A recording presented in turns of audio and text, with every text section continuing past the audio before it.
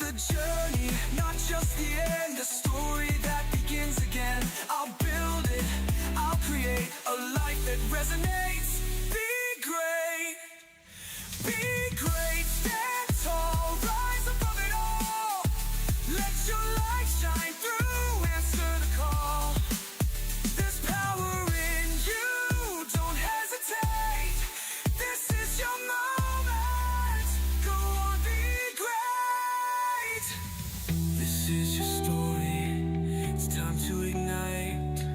A life of intention, a future so bright. The world is waiting, don't let it wait. Step into your greatness, it's time, be great.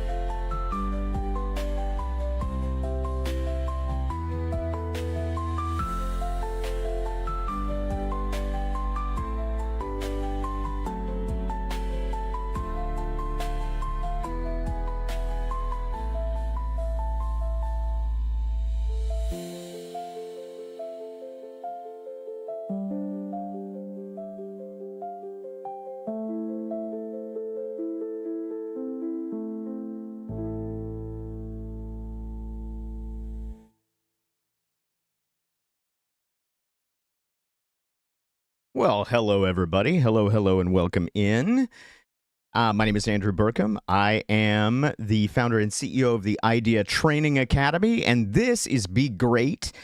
Every week we get together and we talk about one way to get a little bit better. Maybe this week two ways to get a little bit better. I don't know.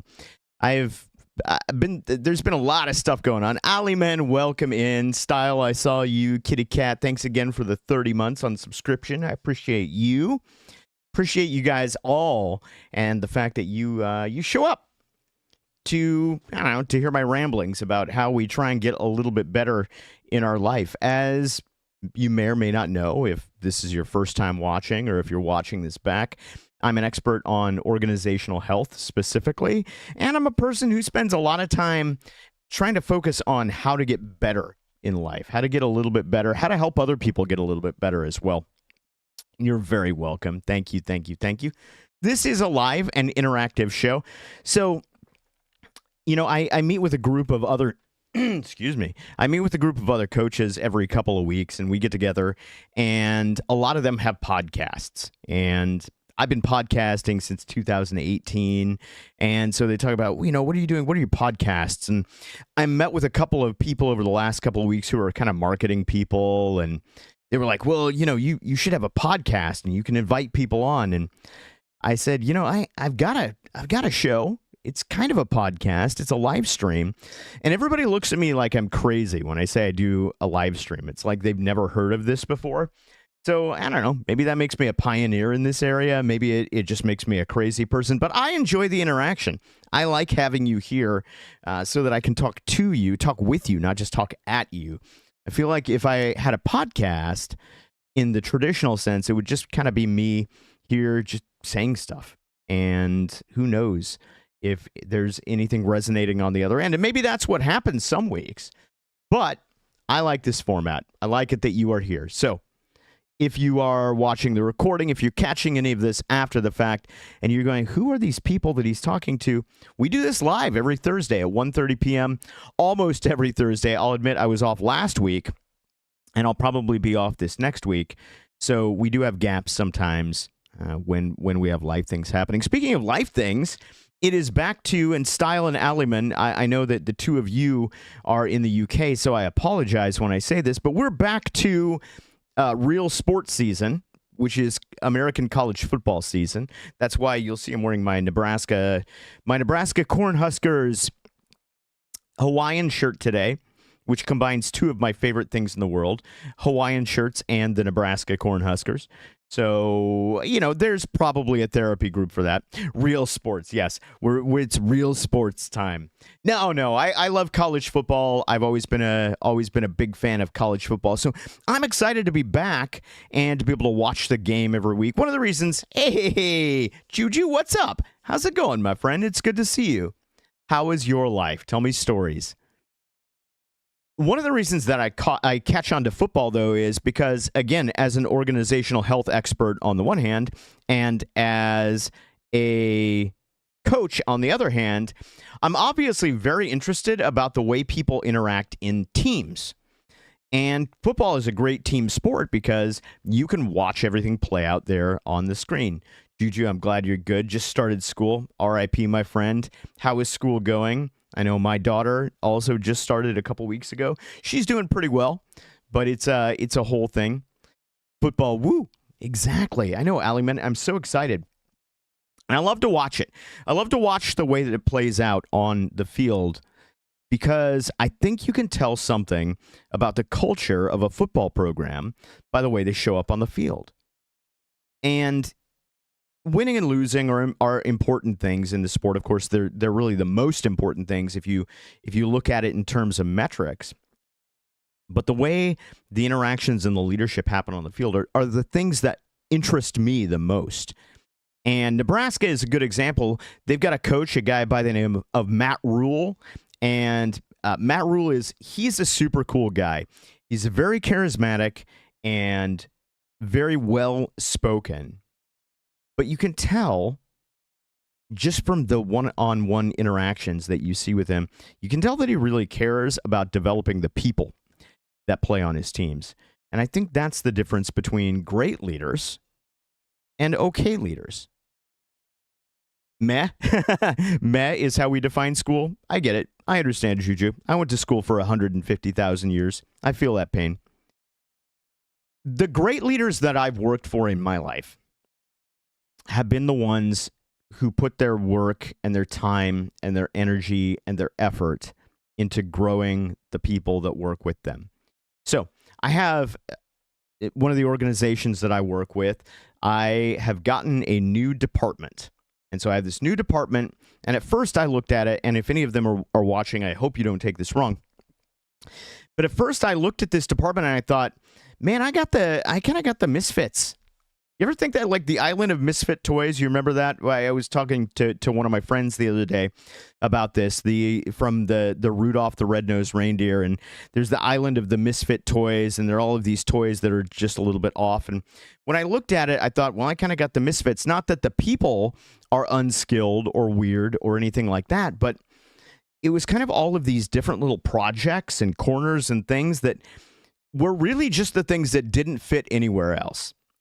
And so I thought, what am I going to do with this group of people? There's no through line. There's no consistency with this group of people. How am I going to make this work as a unit and as a team? And that's when I remembered, because it's been a while since I've had to lead a department like that. I've worked in individual leadership, and I've led short-term teams, but it's been a while since I had to run a department like that. And what kind of brought me back to myself was the memory of those times that I'd worked with leaders who were very disciplined and very focused on putting energy into the people who they worked with. And so I sent out a big mass email to everybody this last week, and I said, hey, here's what it's going to be. We're going to meet a lot, especially at the beginning. We're going to meet a lot. But the meetings are going to mean something. They're going to be for a reason. The first reason is we're going to determine who we are and what we stand for. We're going to set down the idea of the group of people that we want to be. And some ideas I have about that are we want to be a group of people that solves problems together. We don't want to just work in individual silos. Now, I'm going to talk, actually, if you saw the title of this episode, you saw that there's a time, I think there's a time for working alone. And so those of you who are introverts out there, you can rest assured, I'm going to get to the time when it's time to work alone. But I wanted to build a department that's a group of people that work together to solve problems. And then they kind of go off and solve their own, work those out in their own individual areas. But we start by coming together. And I said, I also want a department that's built on trust. So have you ever had somebody who said, oh, I have an open door policy? I interviewed a whole bunch of HR candidates over the last few weeks. And every single one of them, when we asked, how do you build trust with people? They said, oh, I have an open door policy. But none of them really knew what that meant.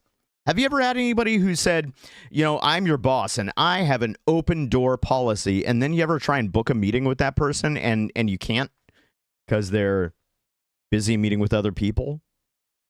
Because an open door policy isn't just about saying, hey, you could come to me with whatever you want. It's about actually being available.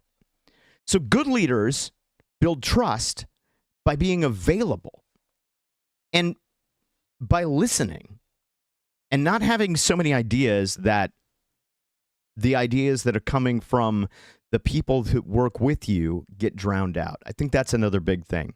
A lot of leaders, a lot of good leaders are that way because they have a lot of ideas. They have a lot of things going on in their heads, but there comes a time when you've got to kind of push all of that down. Now, that's going to lead us into what I really wanted to talk about a little bit today, which is this idea of, there's two different things, but I want to start with this idea of limitations. The idea of how we free ourselves up by limiting ourselves. Do you know what I mean by that? We kind of... Okay, so again, I don't want to call anybody out, but I work with a leader, and he loves the phrase, one team, one dream. He says it all the time. It's in all his emails. One team, one dream. And you've probably heard the old phrase, teamwork makes the dream work, right? And I think, listen, I hope it's already come across that I'm a person who believes very strongly in teams. But I think sometimes when we reduce teamwork to a bumper sticker slogan like teamwork makes the dream work, I think sometimes that misses the point. And so that's the second part of what I'm going to get into today, is that what if that's wrong? What if it's not teamwork that makes the dream work? But we'll get to that in a second. Let's talk about this idea of freeing yourself with limits. we live in a society. I don't know if you've heard this. We live in a culture that loves the idea of unlimited choice. We love the idea that we can go to, you ever looked for anything recently and gone to Amazon and just searched it? And what do you find? You find pages and pages and pages and pages and pages of the exact same thing. I went looking for a stylus pen to write on my electronic notebook the other day. And I typed it into Amazon and I came up with, 100 pages of these things. And I'm looking through it and they all look the same to me. We love this idea of unlimited choice because we think that unlimited choice is unlimited freedom. We, in the United States here especially, we love our freedoms. We got freedom of speech, and we got freedom of the press, and we got freedom of this, and freedom of that, and freedom of the other thing. But here's the thing. If we have nothing but freedom, if we have nothing but options, how do we ever make the right choices? How do we ever make a choice? When you look at that Amazon the Amazon search with hundreds of pages of pens, how do you choose the right one? What's the methodology that you choose? Because unlimited options, really, they kind of lead us into overwhelm, right? And not only overwhelm, but distraction. Because you know what? I get into page 5 and 7 of these, and now I'm looking for this pen, but I'm also reading the reviews, and then I'm looking at, also there's something here that this is also recommended for you, and now I got to go look at that. And there's all these things. So we end up in overwhelm. We end up in distraction. We end up in paralysis, really, right? The amount of choices that we have, more often than not, keeps us from moving. Because too much choice is almost as bad as no choice at all. There is this idea of self-imposed limits that I really, really like. And it's something that I try and do. One of the stories that I read as I was kind of preparing for this, and I wrote a short piece in my devotional newsletter about this last week, but the composer Igor Stravinsky, I don't know if you're familiar with him, but famous composer. And when he went to write one of his pieces, he decided, you know what? I'm not going to use any of the conventional time signatures. All of the rhythms, that I'm not going to use that. I'm going to limit myself and say what are the most popular ones, and then those are the ones that I'm not going to use. And on the face of it, you would look at that and you'd go, wow, that's going to fly in the face of music. It's not even going to be musical anymore. It's just going to be noise. It's going to be, crazy. But it ends up completely changing the way that the world looks at rhythm. That change in the world is based on a limitation. And when we put limitations on ourselves, sometimes we open the door to better creativity, certainly, but just to a better way of living our lives. In this daily writing process that I do, and this is what I call a discipline. For those of you who may be new, my school of thought is really based on what I call the IDEA framework. That stands for I, which is your identity. D, which are disciplines, which are things that you do every single day to get a little bit better. There's E, which is execution, which are the big leaps that you make to get you closer to the future that you want. And then there's A, which stands for accountability. And that's what keeps you in line with where you're supposed to go. But I'm focusing on discipline this year. And disciplines, again, are the daily things that you do that bring you closer to the person that you want to become. And one of the things that I decided at the beginning of this year is that I wanted to become somebody who was a better writer. I need to, if I'm going to get out there and I'm going to go speak in more places, or I'm going to, have more conversations with people that might be interested in coaching or in hearing what I have to say, I need to write more. And so I decided that I was going to have a discipline of writing every single day. And as of today, it is day 102. And every single day in the last 102 days, I have written a piece and published it. And by the way, you can find a lot of my writing at substack.com, andrewburkum.substack.com, which is right up here. If you go check that out, that's Be Great, which is my weekly newsletter. Semi-weekly right now. I've been kind of off for a few weeks because my schedule has been weird, but that's my semi-weekly newsletter. And every week, it's just one way that you can get better, one way that you can be closer to your own personal greatness. And so I'm 102 days into writing and publishing something every single day. But when I did this, I said, you know what? I'm going to put limitations on myself. I'm going to say, you know what? I'm going to keep this within about 500 to 1,000 words. That's amazing. Thank you. I appreciate it. I know I'm actually, you know, I don't talk a whole lot about being proud of the accomplishments that I have, but I'm pretty proud of that because it's a hard thing. I know that I talk a lot, but writing is a hard thing. Even if it's something that I do every day it's still difficult. And so I am proud of the fact that I've accomplished it. But one of the things that I set out, you should be proud of it. Thank you, Head of Steel. I appreciate it. And hello and welcome, by the way. I put limitations on myself. I said I'm going to keep it within 500 to maybe 1,200 words. Sometimes I go a little above that. Usually don't go below it, but I'm going to keep it in that range. And I'm going to do it every single day. And I'm going to follow this specific structure. And what I found was when I didn't have to worry about those things, how am I going to structure this thing? How long do I want this to be? When am I going to do this? Every day, same time, same word count, same structure, different topic. But when I got those little structural things out of the way, I found out that I was able to focus my energy. And when I was able to focus my energy, I was able to be more creative. Is every day based on the same topic? No, absolutely not, Kitty Cat. In fact, every day is a different topic. Yeah, absolutely. So this is my devotional that I'm writing every day. And I'm writing that specifically because at the end of 365 days, I'm going to release it as a book in print form. I'm still releasing my other book, which is also called Be Great, at the end of this year. But this will be my second book, and it's called Becoming, A Year of Progress.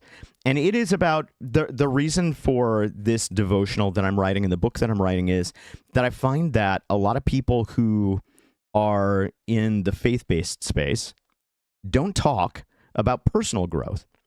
They talk about spiritual growth and your relationship with God and all those things, but they don't really talk about how those things interface with you being better. Because, you know, I work with you guys. You want to be better streamers, or you want to be better writers, or you want to be better leaders. You want the organizations that I work with, they want to be better servants of the people that they work for. And all of that is growth-based. And I think in that space, we don't get a lot of that growth-based stuff. We get a lot of the very high kind of spiritualized stuff, but it doesn't always come to the plane of how do we grow and how do we become better. So that's what I set out to. That's my second book that I'm writing. Eve, hello. Your Substack post encouraged me to apply for a job that I usually never would have even looked at because I didn't think I'd be good at it. It really helped me grow. I'm so thankful for it. Eve, well, first of all, hello. It's good to see you. Welcome in. And I'm so proud of you. Do we know? Did you get the job? Even if you didn't get the job, right? You applied for it. And you stretched yourself. You reached out past your limitations. And you did something that you wouldn't have done normally.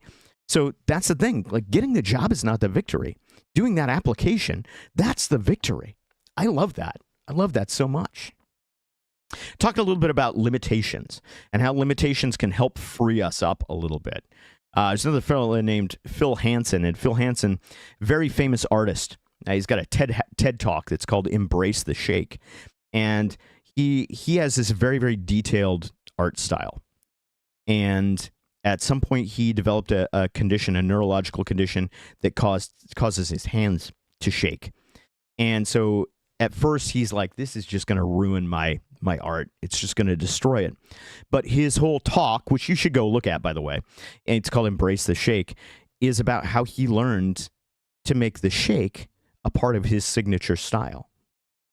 he took that constraint, that limitation, and he made it into a strength. So glad to be here again. I have an interview tomorrow. I'll definitely let you know. I'm so excited, Eve. I'll be live tomorrow night. Hopefully you can pop in before bedtime and let us know how it goes. So excited. That's super good.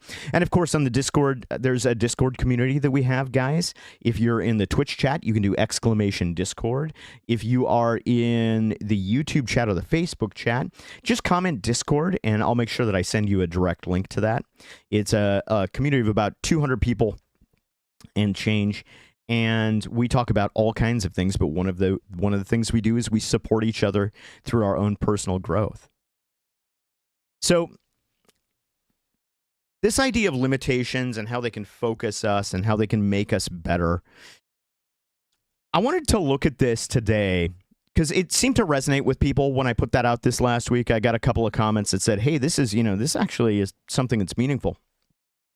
So I wanted to throw this out today and maybe elaborate a little bit more on it in terms of the idea framework, the IDEA idea framework. And here is kind of how I broke that out, right? So how does it interface with idea? I is all about identity. And your identity in the idea framework is not just about who you are, not just about, oh, my identity is I'm an American, right? Or, oh, I identify as a nonprofit leader, or, I am identified as this, I'm identified as that. It's not about labels. It's not about titles. Identity is about who you are, but more importantly about who you are becoming. And the way that limitations help you with your identity is that they help you keep aligned with who you're becoming, not pulled into the demands of other people. Now, that last part is going to be really important as we move into the second half of today. Keeping aligned with your own stuff instead of being pulled into what everybody else wants from you. And I know I talk about this a lot, but it's really important. You have to live your own life. Yes, you have to live it in service of other people. The only things that we do in this life that matter are the things that we do in service of something that's greater than us. But we don't want to be pulled into every little demand. We got to know what track we're on. So limitations keep us aligned with who we're becoming. They teach us how to say no to things that aren't on our trajectory. Very, very important. This feeds into disciplines because sometimes the no's are just small no's, right? If we say small no's, we can strengthen what I call our big yeses. So if somebody contacts me and says, hey, man, I need you to, write this piece for this local newspaper. Can you do this for me? And I look at that and I think that'd be a really great opportunity for me. I might get the chance to get some exposure. It's another chance to write. But then I look at it and it's going to take me away from the things that I need to do, that I should be doing. Writing my own things, growing my own audience, building my own community. If it's going to take me away from those things, it's a small no, but it's in service of my great yes. Dang, I was identifying as Corbin Dallas taught us to and got modded. Oh, no. I'm sorry. Doc, welcome in. It's the Cycling Economics Doc, everybody. So limitations play into disciplines by helping us say the small no's that strengthen our big yeses. And they play into execution, which again is when you get these big moments, these moments when the stakes are really high, when we have to make the big choice. Do I, take this job or do I take that job? Do I start my own business or do I stay where I am? In those moments, when we have limitations that we place on ourselves, they reduce the noise. And when we have reduced noise in our lives, it helps us to show up sharper, helps us to show up better. I am a meat popsicle. Awesome. Amazing. And of course, with accountability has a lot to do with limitations because accountability, I always say accountability starts usually with us being accountable to other people. So when I'm as a coach, one of the main things that people come to me for is accountability. They want to come to me because they want to know that every week or every other week or every month, whatever track they happen to be on, that they can come in and somebody's going to go, okay, we said you were going to work on your resume. Where's your resume? That's external accountability. But the evolution, the elevation of accountability is when you become accountable to yourself. And when you become accountable to yourself, limitations that you impose on yourself serve as guardrails. They help keep you on track, even when motivation dips, because motivation is one of those things that motivation's a roller coaster, guys. Don't rely on motivation to keep yourself on track. That's not going to happen. The roller coaster, it's not the part of the track that goes up and down that keeps you safe on the roller coaster. It's those guide rails, those guardrails that keep the train on the track. So you got to set up limitations in your life to serve as guardrails. So so all of that, but how does this get practical? What are some things that you could do? What are some limitations you can place on yourself that will actually matter? Okay, I'm gonna give you a few things. Some of these you're not gonna like. I'm sorry. It's just the way it is. First one is this: choose a daily limit. Anything. Choose a daily limit. Choose something that distracts you. I'm gonna talk. I like them all. You can choose all the limits. That's also fine. Anything that is a distraction to you. I've been doing a phone thing lately where at the end of my workday, I put my phone away.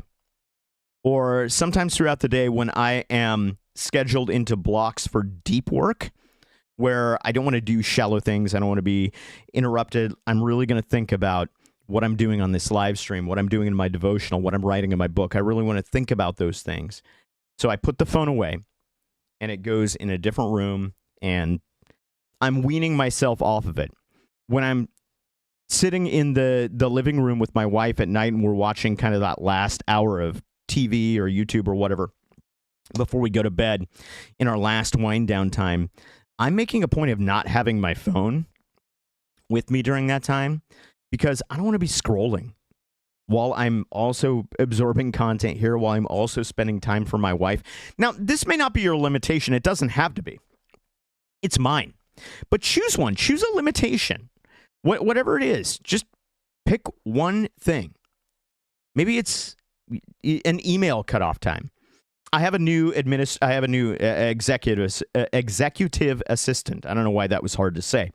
I have a new executive assistant, and yesterday I gave her access to my calendar. And she looked at my calendar and she said, "You have checking email on your schedule." And I said, "Yeah." She's like, are you so busy that you, by the way, I don't know exactly how I took this, but she said to me, "Are you so busy that you have to schedule yourself to check your email?" And I'm like, well, first of all, yes. Yes, I am. Thank you for asking. Second of all, that's not necessarily a good thing. But third, no, I put check email on my schedule every day because I don't check my email outside of that block. I have 1 hour a day when I look at my email. Outside of that, I do not interact with it. Why? The limitation that I put in place allows me to determine what needs to be done to keep my focus on that and to execute on that. You call ChatGPT a her. No, it's not. It's not a ChatGPT. It's a real human being. It's a real assistant. I'm limiting screen time at the moment and focusing more on things like art and learning French. I love it. So far, it's going très bien, might I say. I love it. Very, very nice. So I 1 hour a day for email. Guys, I don't need more than 1 hour a day for email. I probably get 100 emails a day, but I can go through those in an hour. And here's what I do. I'm stealing this from Cal Newport, who wrote the book Deep Work, which I'm currently reading. It's a great book. Maybe I'll do a couple of weeks here where we do a book report on that, like I've done with some other books in the past. But the thing I love about this is that he gives, kind of different ways to do things. And one of the things that I've heard from Cal is he goes through his email and he doesn't do what you would normally do. Normally you'd go through your email and you would go, okay, I'm going to open the first one and I'm going to respond to it. No. He doesn't do that. What he does is he goes through, he looks at the email, and then if it's a task or a response that's required, he just makes a little note in another document. respond back to Jim, or, send a message to so-and-so and so and such. And what that allows him to do is then he can group those tasks into like blocks of time so that he's not jumping back and forth between different things. Because jumping back and forth is a part of what keeps us distracted. And that's a part of what keeps us from being our best, from showing up as our best every day.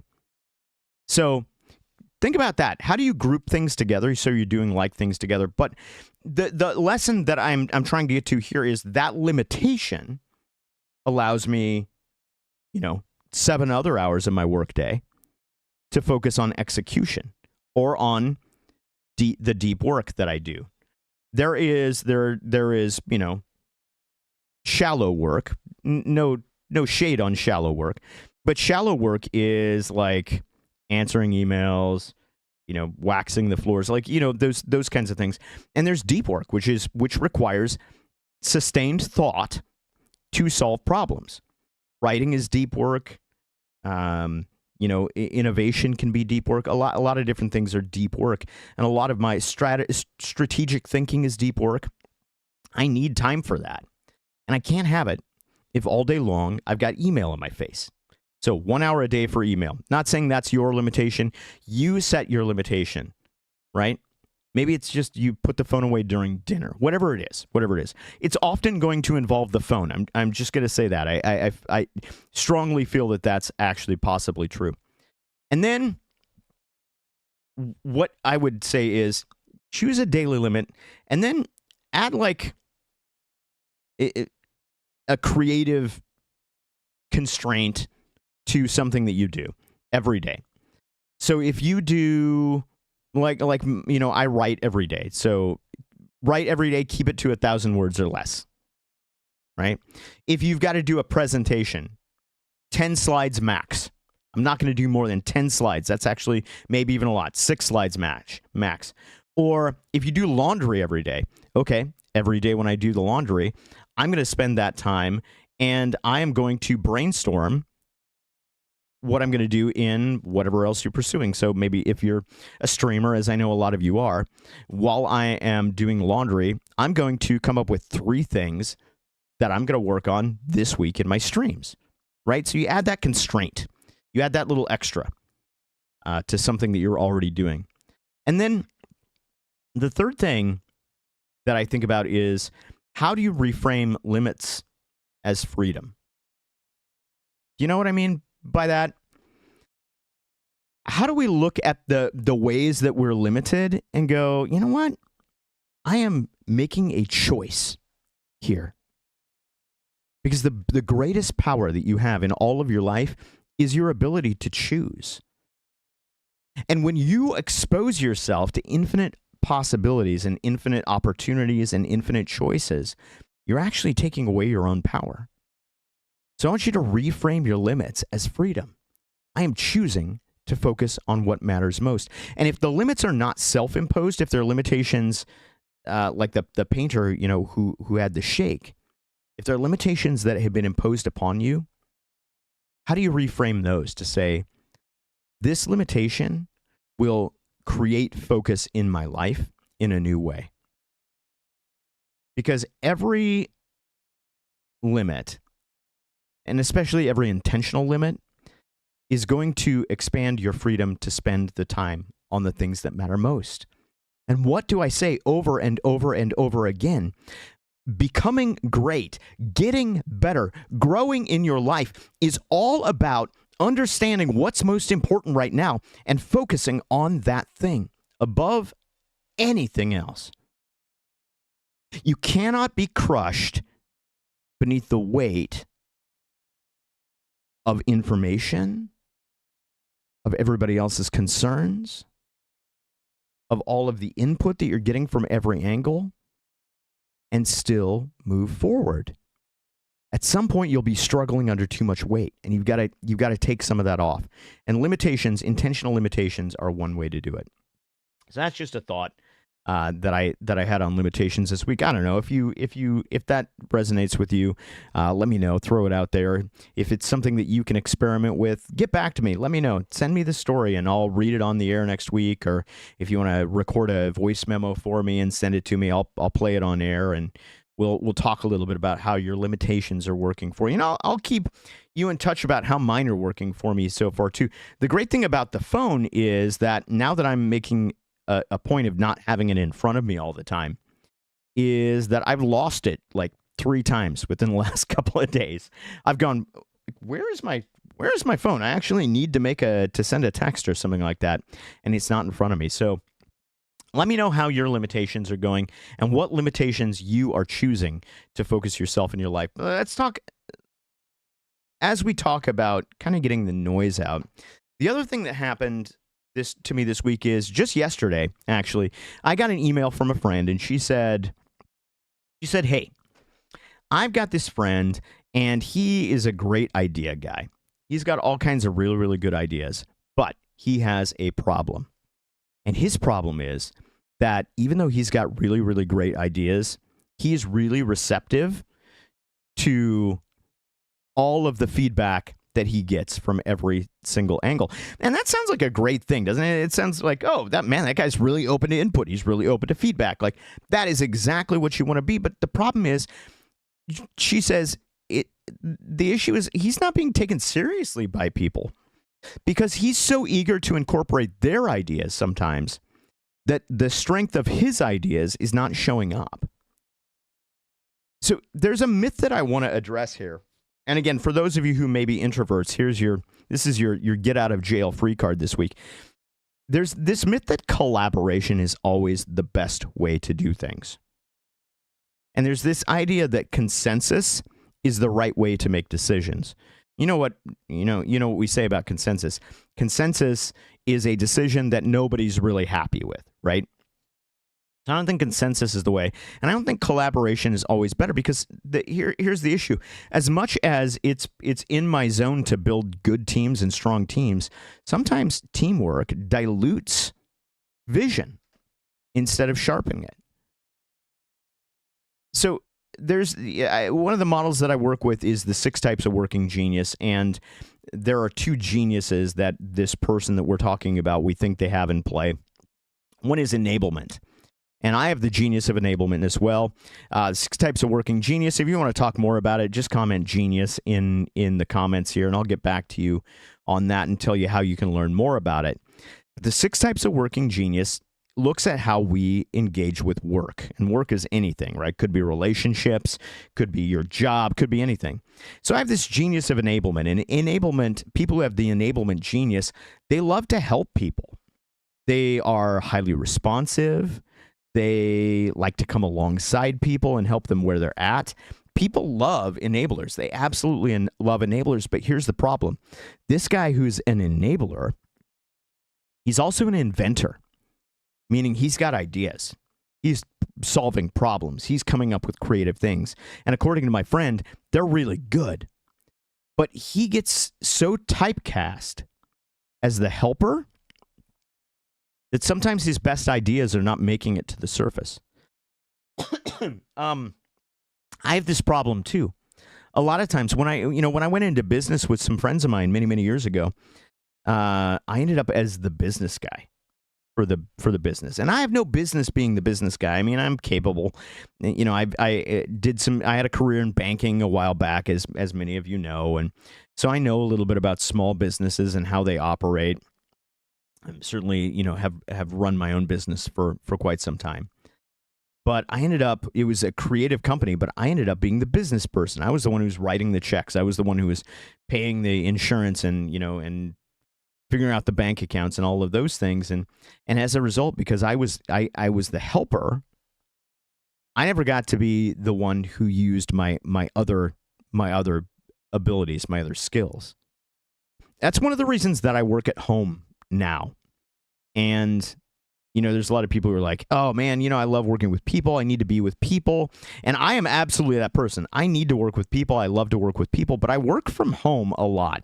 And the reason I work from home is that when I work in the workplace, in an office with other people, and somebody comes to me and they say, hey, I need this or I need that, or, hey, I need a sounding board for that. I'm almost always going to drop whatever is in front of me to go and help that person because that's in my nature. And the issue is that's not always the best thing for the business at the moment. It's not always the best thing for me at the moment. And so my other genius of discernment, which is all about being able to tell what's right and what's wrong and what the patterns are and where the holes are, that gets left behind because I'm so busy helping. And we need you to do this. We need somebody to do this. Okay. Here it is. Andrew, you're the one. You're always willing to help out. We need you as the helper. But the issue is that when you're always being the helper, sometimes too many cooks. Some would call that easily distracted. Yes, I would call it easily distracted. Exactly. But it plays from who I am. That's the thing. It plays from a strength. And distraction often can play from a strength. This is something that I would examine in your life. When you have distractions, what strength are they actually coming from? Or if they're not coming from a strength, then probably good ones to get rid of. I'm not going to be the harbinger of social media death, but I will tell you, I've taken all the apps off the phone. And the reason I've taken all the apps off my phone is because I realize that it's just additional things that are taking me away from the things that I need to be doing. And so I can still access all of it on the computer. I can have access to all that stuff, but I don't carry that with me wherever I go because I don't need to spend the 5 minutes that I'm waiting in line scrolling through stuff. My brain needs to learn to be bored, right? So that's a distraction for me that's coming from a weakness, from my inability to be bored because I've trained myself into that. But if it's coming from a strength, like my enablement strength causing me to drop things down, that's a good place to go back to and go, why am I not getting work done? What am I doing that's not helping me get work done?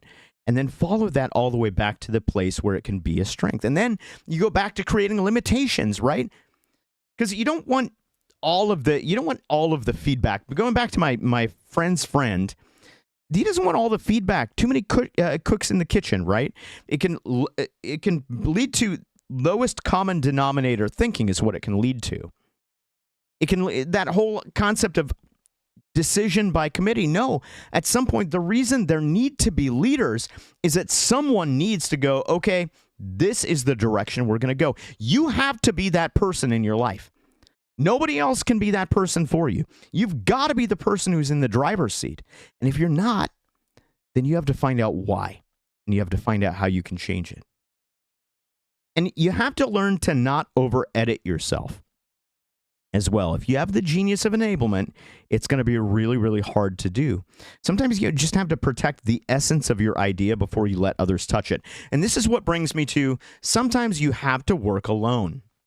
So if you're a person who, like me, has ideas, but then you go and you get all the feedback and things like that, here's the limitation I'm going to say.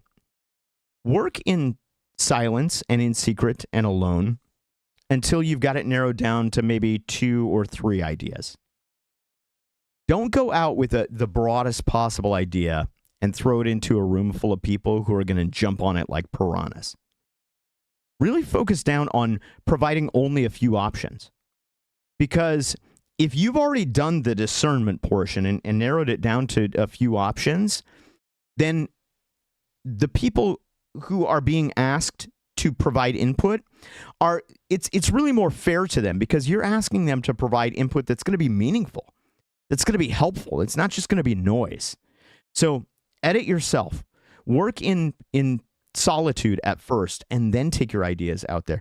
And also get a tight loop. Find 1 or 2 people who have good discernment, who have the good ability to look at things and go, that's right, that's wrong. Something's not right here. Maybe I can't even put my finger on it, but something's not right. 1 or 2 people, not 5, not 10, not a board of directors. You don't need all those people. 1 or 2 people that you can consistently go to on your team and go, here's the idea. Shoot some holes in this for me. and have them help you refine it. And then when you take it to the bigger group, then you have the opportunity to, to have it narrowed down at first. So work it out first, draft it, self-edit yourself, take it to your loop, your ID loop, to your discerners, and help them, have them help you to narrow it down even further. And then the other thing is lead from altitude, right? So when we talk about the working geniuses, we talk about wonder and invention being very, very high level, and then lower levels, not lower levels in terms of being less important, but being closer to implementation or enablement and tenacity, getting things done. And those getting things done have a lot of gravity. But lead from your higher altitude.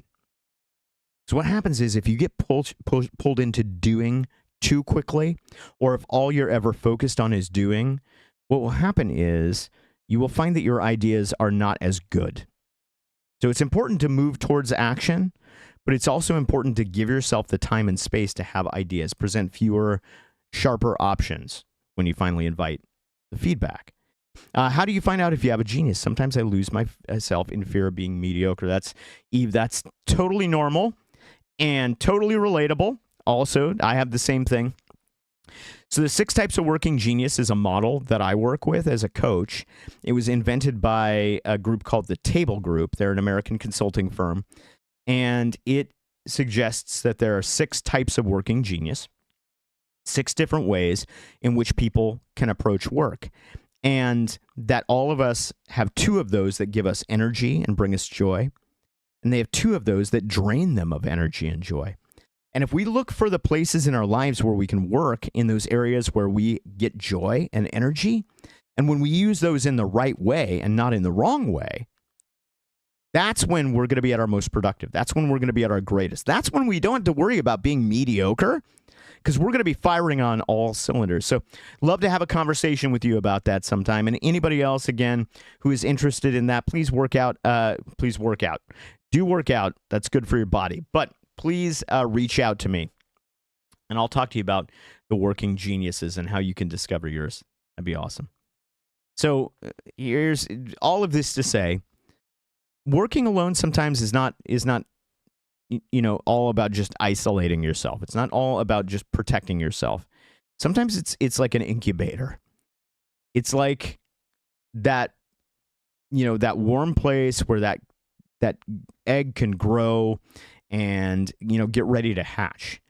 Because when you're in collaboration, it works best when you're bringing something that's already formed to the table. It's way better than if you're just bringing mushy things that other people are just going to take and tear apart. So I don't know. That's another bit of advice for you today is if you are in an idea, and now not idea, the framework, but if you're in a knowledge work space, if you're a person who has to come up with innovation and ideas, don't take it out too soon. Definitely take it out. Definitely get feedback.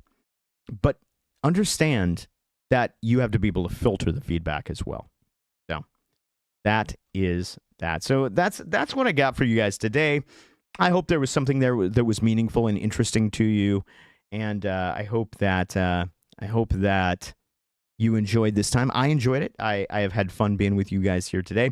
I will probably not be back again next week because I'm going to Nebraska next week, actually, to see a football game and to visit my grandmother, who is 95 and still lives there in Nebraska. So I'll be off the air next week, but keep an eye out on andrewburkum.substack.com.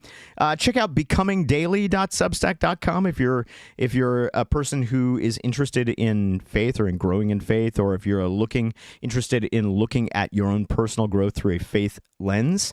Becomingdaily.substack.com is my daily devotional. That'll be a 365-day work, or you could just buy the book when it comes out next year. The book Be Great will be out in December of this year, so keep an eye out for that. That'll be my first published book.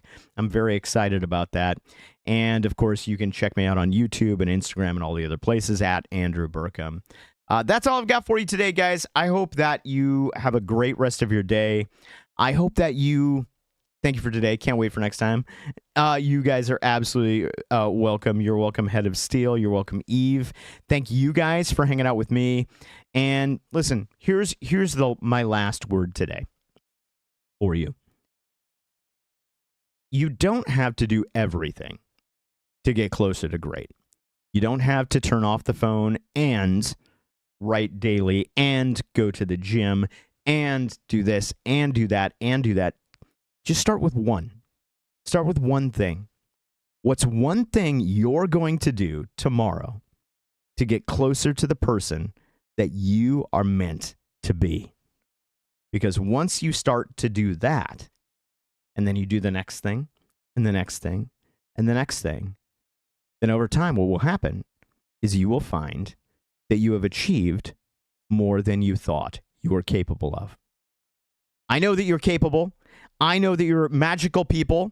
Thank you for being here today, Kitty Cat. Thank you all for being here. Thanks for those who are watching after the fact. And most of all, just know that I believe in you. I'm excited to see what you're going to do in the world. Now go be great.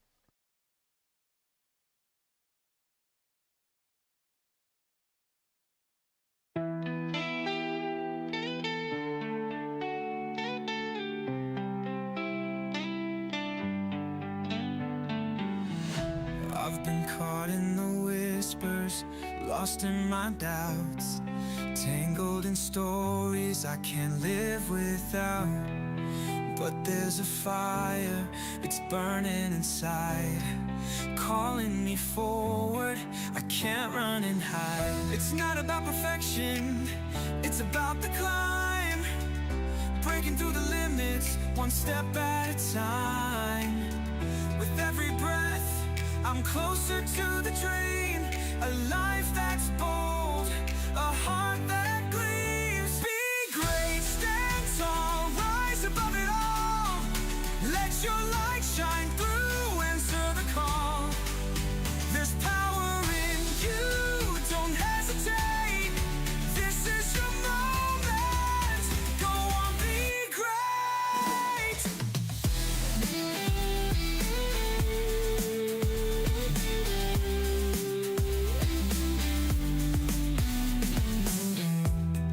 The mirror's reflection, it shows who I am, but it's just the beginning, not the end of the plan. Through trials and heartache, I've learned how to fight, to shape my tomorrow. I start with tonight. It's not about the shadows, it's about the flame, fueling the courage to rewrite the game. Every step forward, I leave fear behind.